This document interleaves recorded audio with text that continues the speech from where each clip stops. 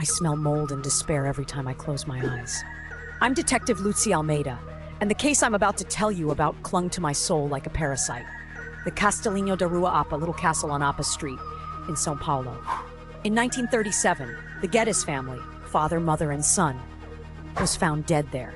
They filed it as a family tragedy. Murder followed by suicide, an inheritance feud. Cold, without mystery. But when I informally reopened the case, at the invitation of an urban legend-obsessed colleague, I felt the air was thick and not just with dust. The real story was a skeleton and the supernatural, the rotting flesh. I didn't believe in ghosts. The Castellinho was a sinister ruin. The legend claimed the family spirits were trapped there, reliving the death repeatedly. On the third night of my vigil, sitting alone in the dark, the air suddenly turned icy. And then, I heard it. A guttural scream of pure terror, followed by the unmistakable sound of a revolver shot. My eardrums vibrated. I jumped out of my chair, but the room was empty, quiet. But the smell.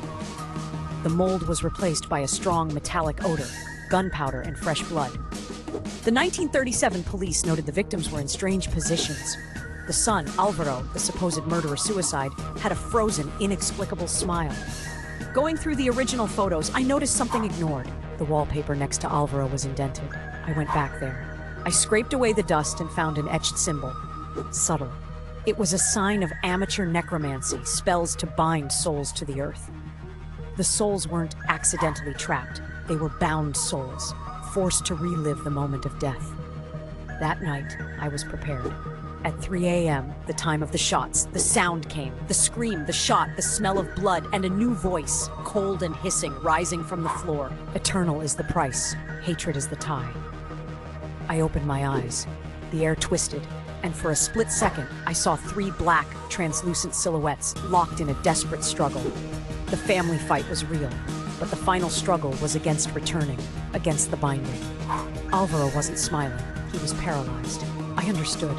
The true crime wasn't the death, but the ritual. Someone used the hatred and the tragedy to sustain the horror in that place, ensuring the souls of their enemies would be tortured for eternity, night after night. I couldn't prove anything in court, but I left with the certainty that the Guedes family tragedy was the fuel for something very evil. And the binding symbol is still there, intact. I started believing in ghosts.